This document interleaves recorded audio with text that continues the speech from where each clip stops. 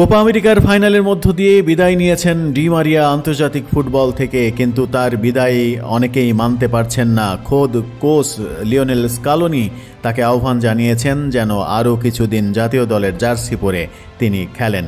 Argentina জাতীয় দলে আবারও কি ফিরবেন ডি মারিয়া?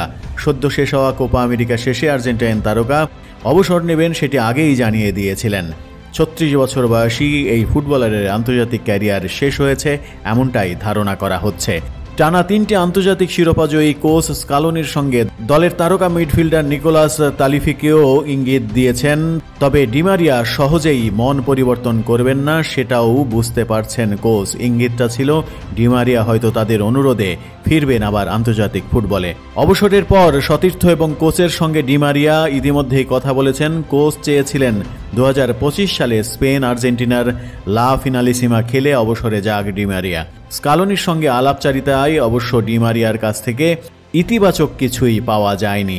আবারও আর্জেন্টিনার হয়ে খেলার বিষয়টি নিয়ে ডি মারিয়া জানিয়েছেন, স্কালোনি জিজ্ঞেস করেছিলেন আরেকবার মাঠে নামবেন কিনা দেশের মানুষের জন্য, যাতে তারা বিদায় জানাতে পারে।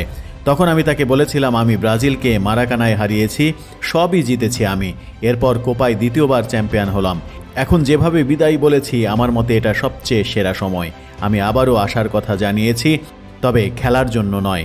শেষ পর্যন্ত জাতীয় দলের জার্সিতে আমার লক্ষ্য পূরণ হয়েছে, বিদায় পেয়েছি। সব মিলিয়ে দারুণ একটা রাত কেটেছে। অর্থাৎ ডি মারিয়া শেষ পর্যন্ত স্পষ্টই জানিয়ে দিয়েছেন তিনি আর জাতীয় দলের জার্সিতে খেলছেন না। কোপা আমেরিকার ফাইনালি তার শেষ ম্যাচ ছিল।